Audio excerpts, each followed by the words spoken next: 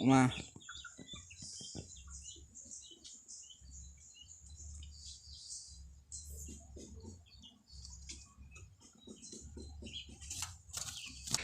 สบายดี FC หมดทุกคนเนาะวันนี้พามาเบิ่งนกตอกเฮาสิย้ายนกตอกใส่กรงเพราะว่าช่วงนี้บ่ได้ไปต่อเนาะช่วงนี้สิมาย้ายนกตอกใส่กรงว่ะให้มันอยู่สบายเนาะอยู่หันอยู่กรงน้อยพวกสิมาย้ายใส่กรงนี่ทุกคนกรงนี้เนาะย้ายมาใส่กรงนี่แบ่งจบดีก่อนให้จึงย้ายนกมาใส่เนาะกรงนี่แหละ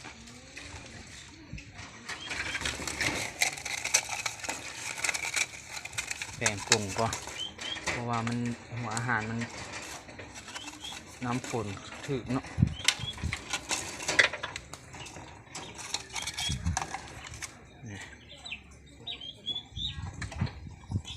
กรงเนี่ยทุกคนสีย้ายนกต่อมาใส่นอนย้ายมาใส่กรงนี่แหละ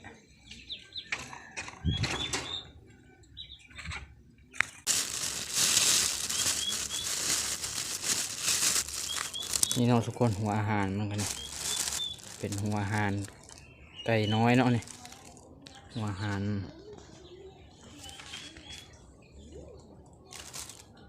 โอ้ตัวไฮคือหลายเถอะวะโอ้เต็มที่ไฮเอาไว้ในขอแคมขอไก่เต็มที่ไฮทุกคนให้เต็มเลยตัวไฮเยอะขนาดเยอะแยะเลยไฮขึ้นแล้วมัน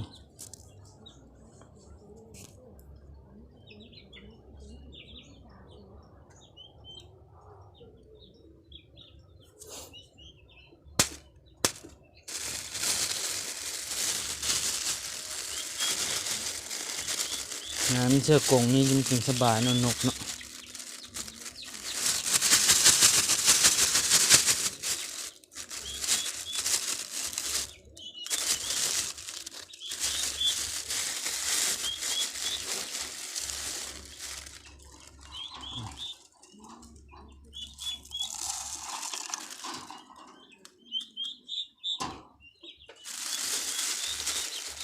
ประมาณ2 กรัมครับโอ้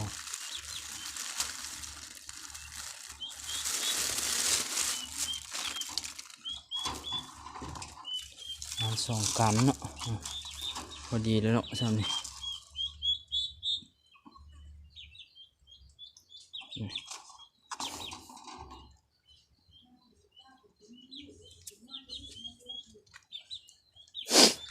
กงไปซื้อน้ำก่อนทุกคนกงไปซื้อน้ำก่อน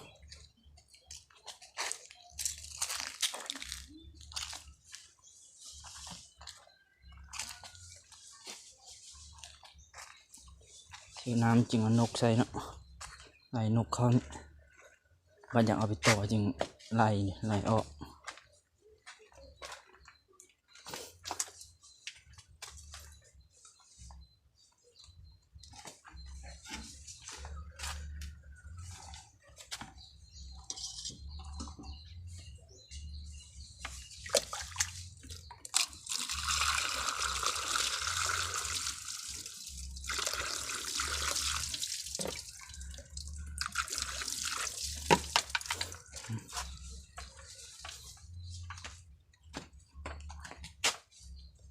น้ำใส่เรียบร้อยแล้วทุกคนนะ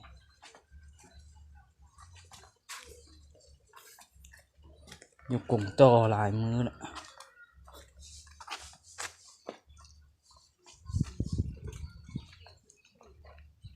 โชโช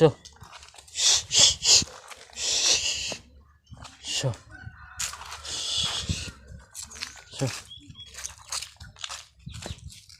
นี่นกต่อเขาก็มีกงต่ออยู่ฮะฝนชิตกทุกคนตอนนี้ฝนชิตกนะเอานี่ไว้ก่อนโอ้สร้างตัวให้นะให้อยู่ขอบไก่เนาะหลาย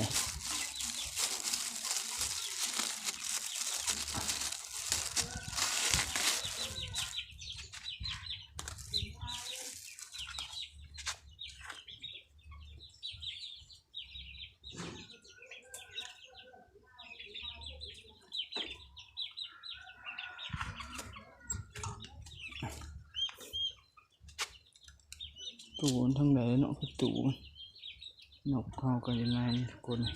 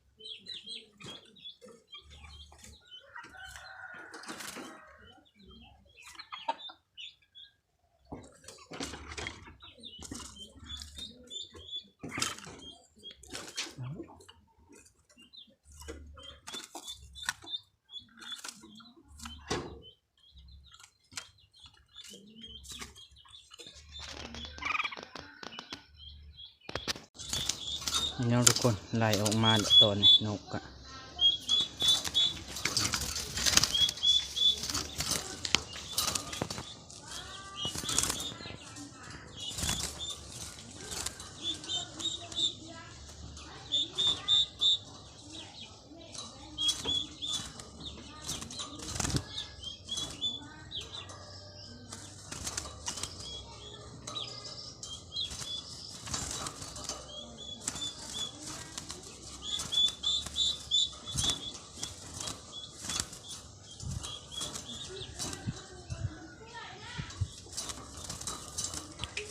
แล้วเสือปกทั้งเทิงเนาะทุกคน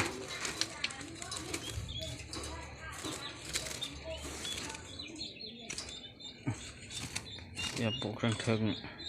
เพราะมันดุนได้ทั้งเทิงนะนกมัน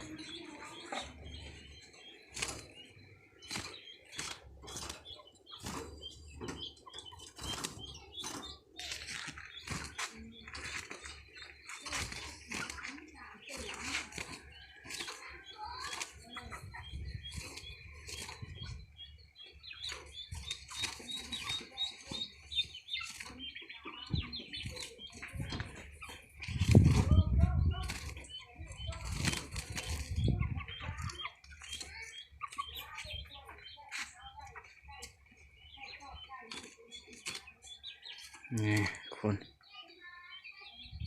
โอ้ไฮคนมันหลายน้ำเสือนี่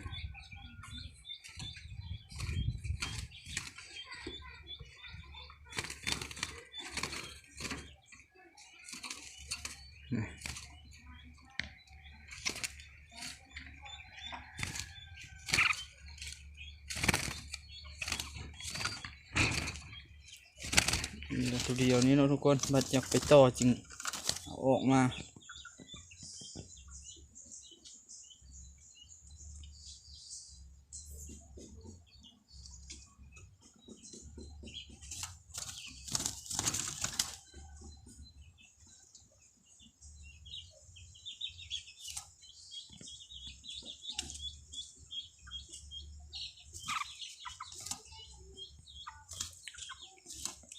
ตัวใหญ่ตัวงามนกผู้เนาะตัวนี้หากระต่อได้2 แต้มเนาะจงไว้ไปต่อยามลูกใบเนาะ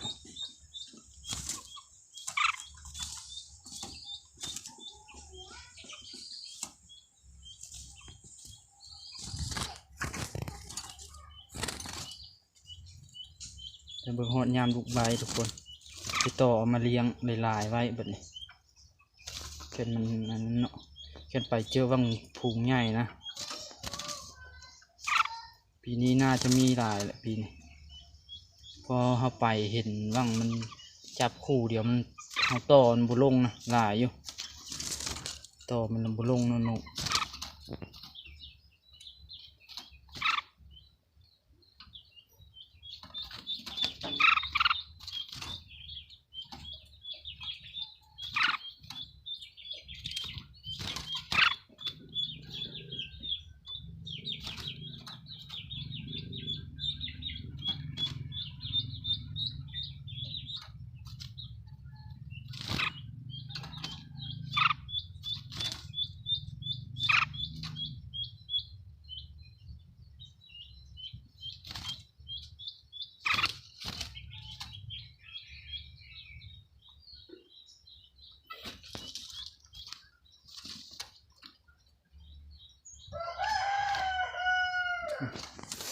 เอาเหล็กลวดมามัด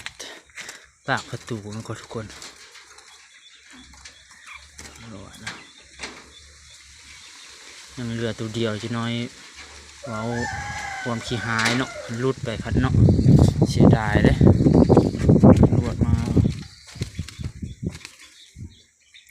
ลวดมาหัดประตูมันไว้เนาะ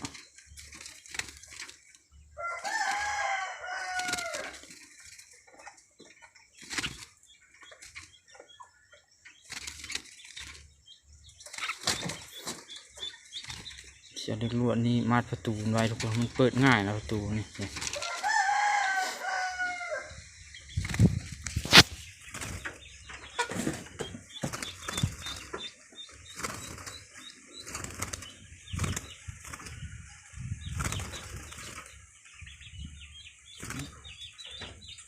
โอเคแล้วทุกคนนี่เราก็จะจบลงกันตอนนี้เนาะจะบ่มีอย่างไรมันย้ายนกเนาะย้ายนกไทยกงเนาะใครเข้ามาเบิ่งก็ฝากกดไลค์กดแชร์กดติดตามเนี่ยเนาะเจอกันในคลิปหน้าทุกคน